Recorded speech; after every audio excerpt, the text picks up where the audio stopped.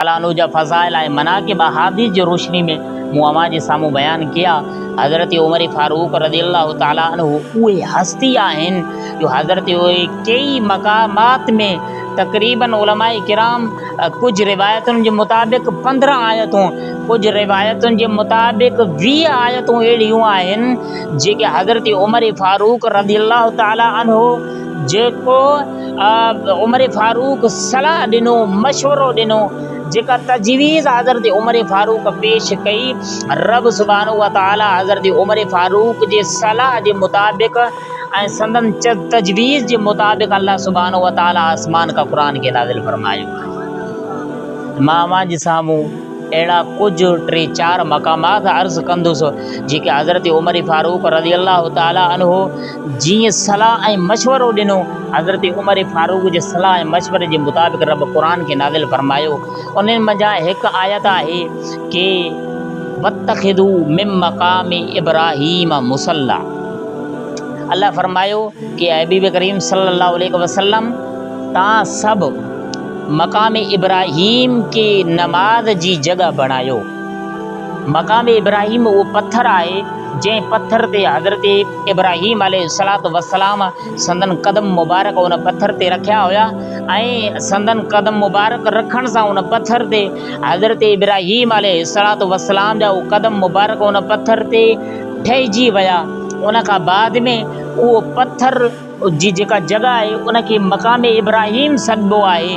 तो हज़रत उमर फ़ारूक रज़ियल्लाहु ताला अन्हु अर्ज़ु कयो, या रसूल अल्लाह कि असां इहो इरादो कयूं था पिया, असांजे मुंहिंजे दिलि जी इहा ख़्वाहिश आहे, इहा तमन्ना ऐं आरज़ू आहे कि असां मक़ाम तवाफ़ जूं जेके 2 रकातूं नफ़िल पढ़बियूं आहिनि, तवाफ़ जूं 2 रकात नफ़िल जेके असां अदा कंदा आहियूं उहे इन तरह सां अदा कयूं जो असांजो जेको साम्हूं असांजो मुंहुं काबे शरीफ़ ॾे हुजे ऐं साम्हूं मक़ाम इब्राहीम वारो पत्थर बि हुजे, तो ताकि उन मक़ाम इब्राहीम जे पत्थर जो बि असां अदब जो लिहाज़ रखूं, तो असां मक़ाम इब्राहीम जे उन पत्थर जे बिल्कुलु आम्हूं साम्हूं असां तवाफ़ जा 2 रकात नफ़िल अदा कयूं।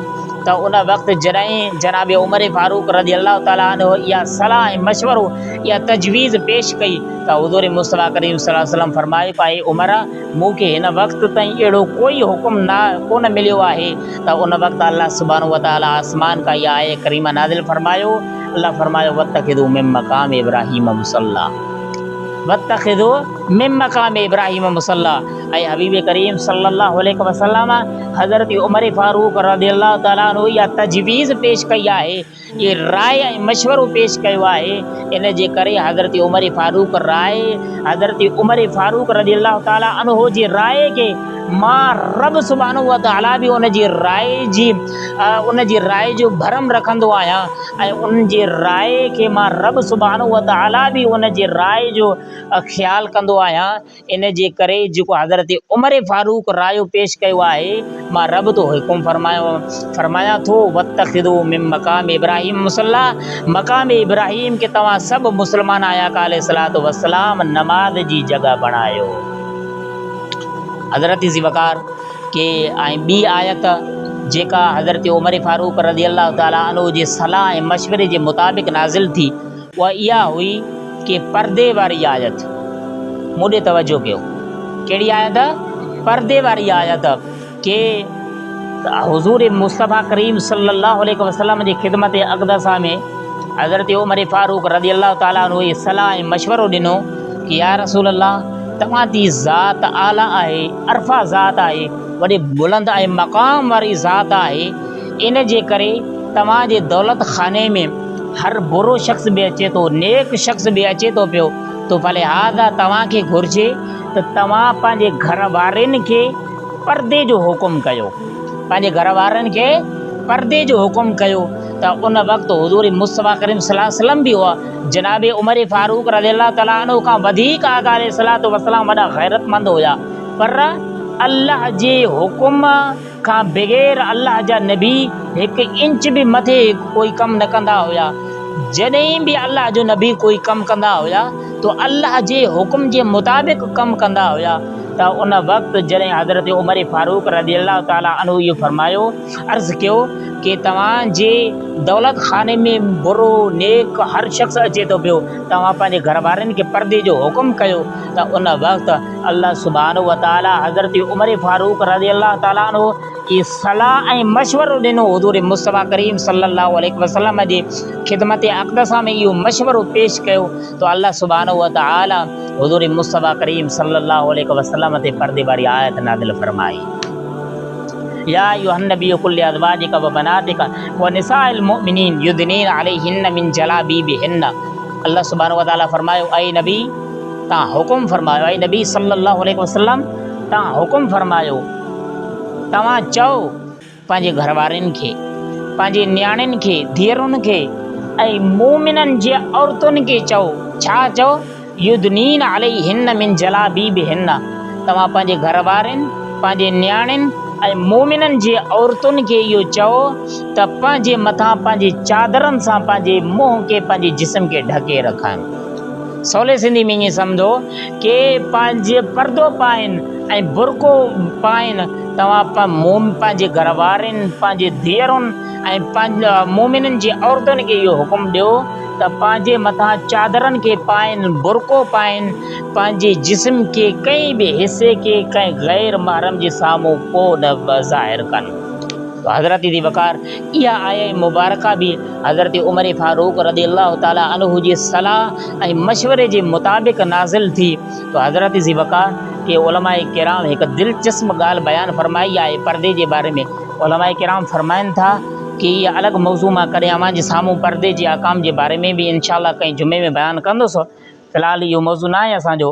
तो हुज़ूर मुस्तफ़ा करीम सल्लल्लाहु अलैहि वसल्लम उलमाए किराम फरमाइनि था कि आम मोमिन औरतुनि ऐं हुज़ूर मुस्तफ़ा करीम सल्लल्लाहु अलैहि वसल्लम जे अज़वाज मुतहरात घर वारनि जे पर्दे में फ़र्क़ु आहे। आम जेके ॿियूं मोमिन औरतूं आहिनि उन्हनि जे पर्दे में ऐं आका अलैहिस्सलातु वस्सलाम जे घर वारनि जे पर्दे में फ़र्क़ु आहे। आम मोमिन औरतुनि जो इहो पर्दो आहे कि उहे पंहिंजे जिस्म ते बुरको पाइनि, उन खां बाद में पंहिंजे जेको चेहरो आहे, उन्हनि जो जेको मुंहुं आहे, उहो कंहिं अजनबी शख़्स खे, कंहिं ॿिए मर्द खे न ॾेखारीनि। तो उन्हनि जो पर्दो इहो आहे। पर हुज़ूर मुस्तफ़ा करीम सल्लल्लाहु अलैहि वसल्लम जे घर वारनि जो इहो पर्दो न आहे। आका अलैहिस्सलातु वस्सलाम जे घर वारनि जो इहो पर्दो आहे कि उहे पंहिंजे जिस्म शरीफ़ ते, समूरे जिस्म ते, पंहिंजे मुंहं ते बुरको पाए करे बि अचनि, उन जे बावजूद समूरे जिस्म ते बुरको पाए करे बि कंहिं ॿिए मर्द जे साम्हूं नथियूं अची सघनि। हुज़ूर मुस्तफ़ा करीम सल्लल्लाहु अलैहि वसल्लम जो घर वारियूं बुरको पाए करे समूरे जिस्म के ऐं पंहिंजे मुंहुं मुबारक खे ढके करे बि कंहिं ॿिए मर्द जे साम्हूं नथियूं अची सघनि। छो? इन जे करे कि कंहिं ॿिए मर्द खे आका अलैहिस्सलातु वस्सलाम जे घर वारनि जे जिस्म जो अंदाज़ो बि न लॻी सघिजे ऐं आका अलैहिस्सलातु वस्सलाम जे अज़वाज मुतहरात जे क़द जो बि अंदाज़ो कंहिंखे न थी सघे। तो हज़रत ज़ी वक़ार बहरहाल उन खां बाद में हिकु टीं आयत आहे जेका हज़रत उमर फारूक रज़ियल्लाहु ताला अन्हु जी राय जे मुताबिक़ नाज़िल थी।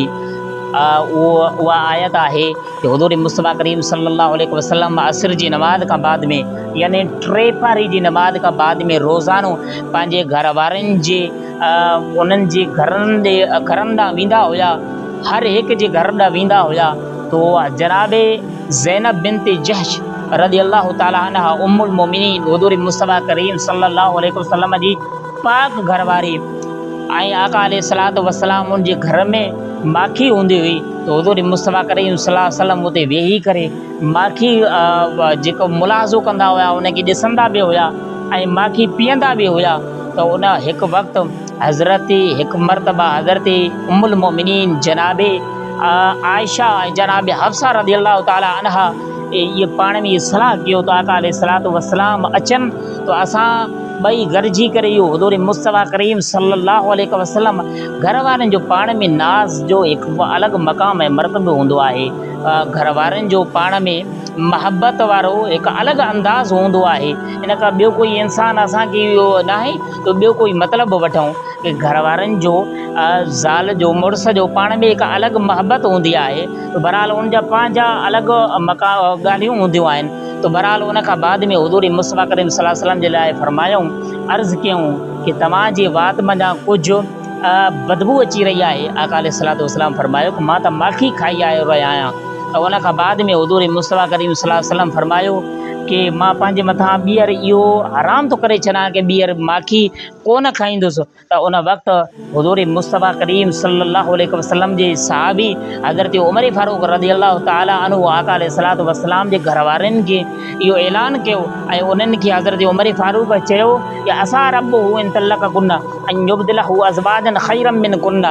हज़रत उमर फारूक इहे लफ़्ज़ हुज़ूर मुस्तफ़ा करीम सल्लल्लाहु अलैहि वसल्लम जे पाक घर वारनि खे चयूं तो अल्लाह सुब्हानहु व तआला उन साॻे ई लफ़्ज़नि में आए मुबारक क़ुरान पाक में नाज़िल फरमायो। जीअं हज़रत उमर फारूक ये लफ़्ज़ फरमाया कि असा रब्बुहु इन तल्लक़कुन्ना अन युब्दिलहु अज़वाजन खैरम मिनकुन्ना, कि ये जॾहिं ये हज़रत उमर फारूक लफ़्ज़ फरमाया आका अलैहिस्सलातु वस्सलाम जे पाक आका अलैहिस्सलातु वस्सलाम जे घर वारनि खे ऐं उम्महातुल मोमिनीन खे ये लफ़्ज़ फरमाया, तो इन्हीं साॻे लफ़्ज़नि में अल्लाह सुब्हानहु व तआला हज़रत उमर फारूक जे साॻे लफ़्ज़नि में क़ुरान पाक खे नाज़िल फरमायो। तो हज़रत ज़ी वक़ार के ये कुछ मकामात हुया ऐं आयत बदर में भी जंग बदर में कुछ मुशरिकीन क़त्ल थिया ऐं कुछ मुशरिकीन कैदी बणिजी विया। तो मुस्तफ़ा करीम सल्लल्लाहु अलैहि वसल्लम कैदियुनि जे बारे में सलाह वरिती। हज़रत अबू बकर सिद्दीक़ रज़ियल्लाहु ताला अन्हु इहो मशवरो ऐं सलाह ॾिनो कि इन्हनि खां फिदियो वठी करे उन्हनि खे छॾियो ॾिनो वञे। हज़रत उमर फारूक रज़ियल्लाहु ताला अन्हु इहा सलाह ॾिनो कि हिननि खे क़त्ल कयो वञे। हर क़रीब रिश्तेदार पंहिंजे क़रीब रिश्तेदार खे क़त्ल करे। तो आका अलैहिस्सलातु वस्सलाम हज़रत अबू बकर सिद्दीक़ रज़ियल्लाहु ताला अन्हु जे सलाह ऐं मशवरे ते अमल कंदे उन्हनि खां फिदियो वठी करे उन्हनि खे आज़ादु करे छॾियो। उन खां बाद में अल्लाह सुब्हानहु व तआला हीउ आए करीमा नाज़िल फरमायो, लौला किताबुम मिनल्लाहि सबक़ लमस्सकुम फीमा अख़ज़्तुम फीहि अज़ाबुन अज़ीम। तो हज़रत ज़ी वक़ार ये 4 मकामात हुया जेके हज़रत उमर फारूक रज़ियल्लाहु ताला अन्हु जे सलाह ऐं हज़रत उमर फारूक रज़ियल्लाहु ताला अन्हु जे सलाह ऐं मशवरे जे मुताबिक़ ये आयतूं नाज़िल थियूं। उन खां बाद में हज़रत उमर फारूक रज़ियल्लाहु ताला